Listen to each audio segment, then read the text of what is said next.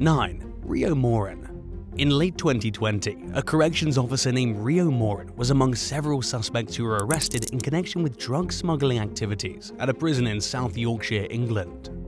Around the time of the initial bust, an anti-corruptions task force found a large amount of drugs and phones inside Moran's home. They took her into custody and charged her in connection with the crimes. Moran was accused of working with at least 2 others, including an inmate named James Millington, who received the goods, and his partner Claire Anderson. While police searched her home, another suspect, Callum Riley, showed up and allegedly tried sneaking more contraband past them. All 4 suspects reportedly admitted to their role in the conspiracy. Needless to say, Moran no longer works as a prison guard and has instead found herself behind bars after receiving a 2-year sentence. She pleaded guilty to money laundering, conspiring to supply drugs into prison, and conspiring to convey banned items into prison. 8. Gary Haywood. In early 2015, a memoir by a former US Marine turned Rikers Island guard named Gary Haywood made numerous outrageous claims about wild misconduct he committed on the job. Haywood, who was born and raised in Harlem, wrote in his book Corruption Officer that he made more money from his illicit side deeds, which included smuggling drugs and pimping out female officers to prisoners and senior guards, than he did from his base salary of around $28,000 per year. He claimed that he arrived at work each day and received a to-do list of illegal activities and orders to deliver.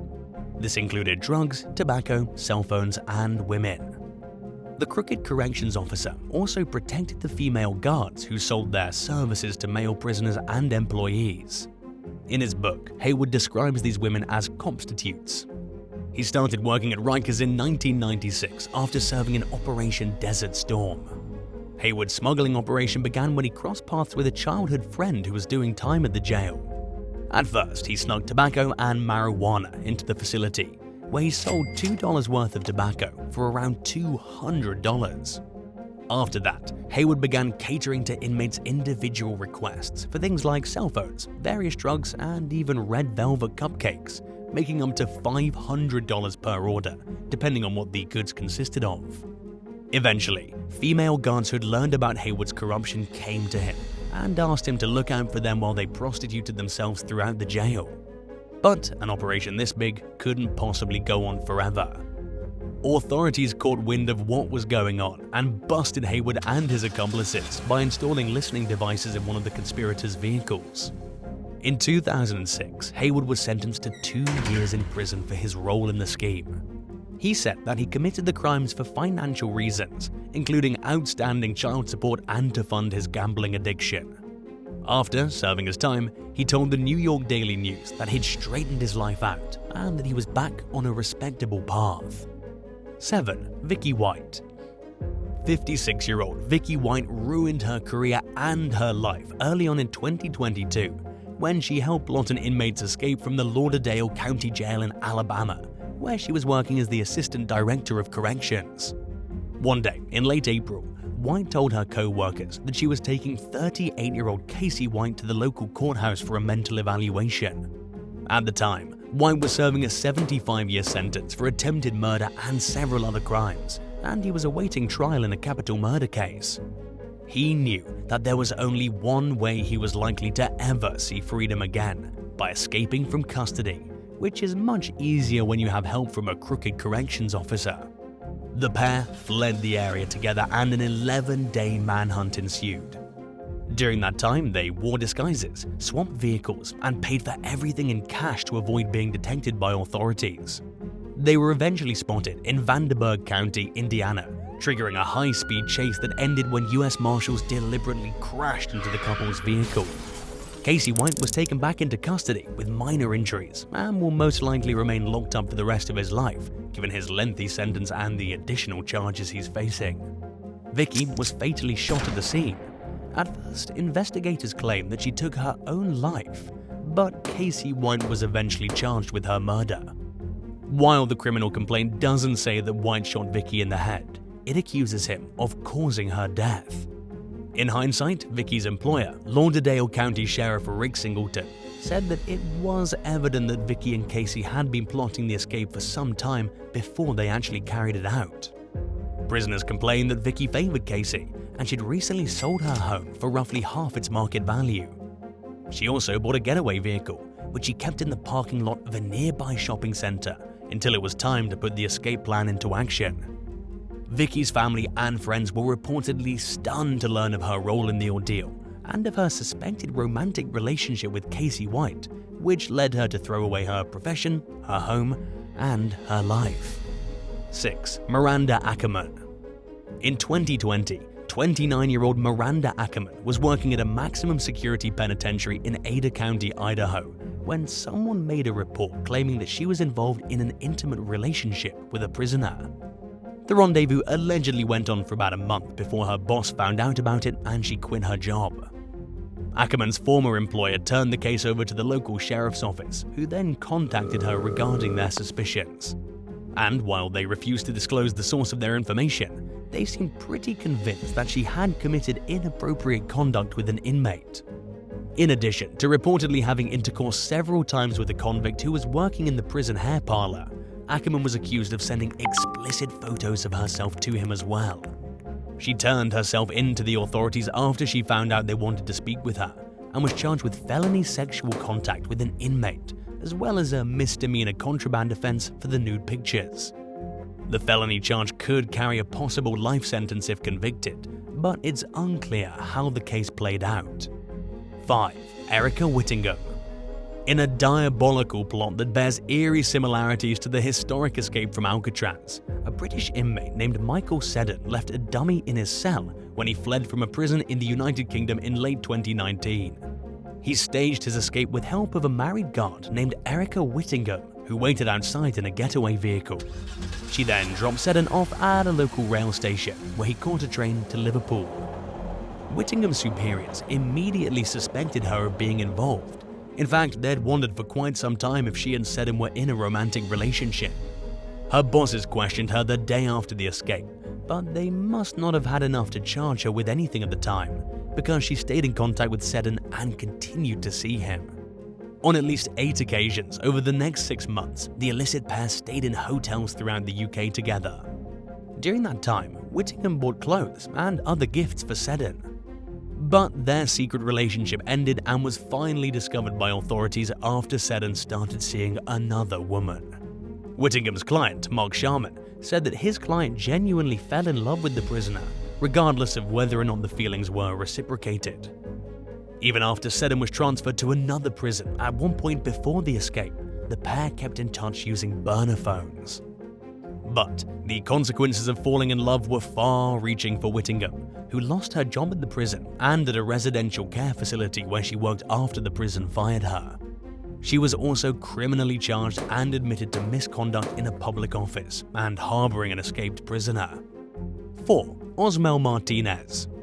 A confrontation between 2 inmates at a prison in Wilkes-Barre, Pennsylvania became deadly in early 2021 when 25-year-old Nafeez Antoine Pierce fatally stabbed 24-year-old Edgar Gearhart.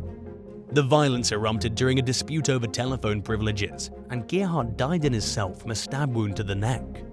Pierce was charged with criminal homicide, being an inmate in possession of a weapon, and tampering with evidence.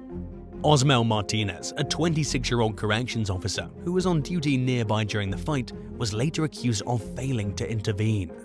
He was charged with involuntary manslaughter, obstruction of justice, and unsworn falsification to authorities. Marquez Burney, a former inmate, testified in court that he overheard Pierce asking Martinez if he could fight with Gearhart. He claimed that Martinez told Pierce to take it into a cell. Burney said that he saw Pierce hand off some type of weapon to another inmate before returning to Gearhart's cell and ultimately ending his life. He also testified that someone told Martinez that Gearhart was severely injured, but that the corrections officer did nothing about it. Earlier this year, the Times leader reported that Martinez is seeking the dismissal of the charges against him. His attorney argued that the prosecution failed to make a valid case against his client. It's unclear what the next steps of the case entail. 3. Arturo Pacheco. 40-year-old Arturo Pacheco was working as a corrections officer at a federal prison in California in 2016 when he allegedly grabbed an inmate by the legs, causing the man to fall forward onto the concrete floor with his hands cuffed behind him. The prisoner broke his jaw and several teeth and suffered several other injuries. He was taken to a hospital but died 2 days later from a pulmonary embolism. A statement from the US Department of Justice alleges that while the inmate received medical treatment, Pacheco and his colleagues began falsifying reports to cover up the corrections officer's dirty deeds. But investigators refused to take the story at face value and began digging into Pacheco's past. In the process, they discovered another disturbing incident that he was involved in just months earlier. The report alleged that Pacheco had discharged a can of pepper spray in an inmate's face, unprovoked while the prisoner was in his cell. The investigators found that the inmate was complying with Pacheco and did nothing to warrant being pepper sprayed, and they accused Pacheco of falsifying his version of events to make his actions appear justified. A search of the correction officer's personal property found text messages he sent to his co-workers, bragging about hurting prisoners. Authorities accused Pacheco of abusing his position of authority and depriving prisoners of their civil rights while believing that he would be protected by a code of silence among his colleagues. But he thought wrong, and he ultimately pleaded guilty to 2 counts of deprivation of rights under color of law and 2 counts of falsifying records in a federal case. Pacheco faces up to 60 years in prison, but the government has recommended a maximum sentence of 12 years and 7 months. He'll be sentenced later this year. 2. TESS KORTH. In 2022, TESS KORTH had been working as a guard at a federal women's prison in Dublin, California for 25 years, when she and 24 colleagues were suddenly informed that they were going to be relocated to different prisons throughout the US. The employees were never told why they were being reassigned, but union officials speculated that it was either because they were considered bad workers or because they were whistleblowers. KORTH falls into the latter category. Having put in enough time to keep her benefits, the 50-year-old opted to retire rather than uproot her family and start over in Oregon, where her employer wanted to send her. She told local station KTVU that she firmly believes her reassignment was either a punishment for reporting abuses that were going on in the facility in California and a way to get her to stop talking. But it had the opposite effect. KORTH has accused former chaplain James Highhouse of having intimate relations with female inmates, and she claimed that another officer ate bananas and stared seductively at prisoners. She said that her complaints routinely fell on deaf ears until she escalated her reports higher up along the chain of command, in a report alleging that some of her colleagues were wrongfully isolating prisoners in COVID quarantine, including pregnant women, which is against policy. When one woman miscarried in quarantine, KORTH decided that she had to raise the alarm at any cost. The Department of Justice has since charged Highhouse for his alleged sex crimes, suggesting that KORTH did the right thing by reporting things that she knew were wrong. And he's just one of several officers at the same prison who's faced similar charges over the last few years. But KORTH unfortunately paid a hefty price for her heroic deed when she was faced with the choice of either moving to a completely unfamiliar place or ending her career early. 1. HARRESCIA Hopkins. When a corrections officer gets in trouble with the law, it's usually over something that happened at their workplace. But this wasn't the case for 33-year-old HARRESCIA Hopkins, who was recently charged with taking fraudulent loans through the US government's Paycheck Protection Program, PPP. Hopkins was working as a corrections officer at a federal prison in Atlanta when she got nailed for allegedly using false information to obtain $40,000 in COVID-19 relief funding. She's accused of applying for loans under the name of a towing and storage business that doesn't exist, claiming that the company made over $100,000 in 2019. The funds were deposited directly into Hopkins' personal checking account.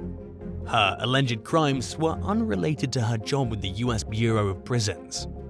It's unclear whether Hopkins still works as a corrections officer. Her employer has failed to respond to a request for comment from the Atlanta Journal-Constitution about whether she's been terminated. But even if she's still working, she faces a world of problems that amount to an uncertain future and could face some serious consequences if convicted of the crimes she's being accused of. Thanks for watching. Would you rather be stuck in jail with lax guards who let the rules slide every now and then but aren't too diligent about ensuring inmate safety, or with guards who are sticklers for safety but follow the rules completely by the book? Let us know in the comments below and remember to subscribe. See you next time, bye.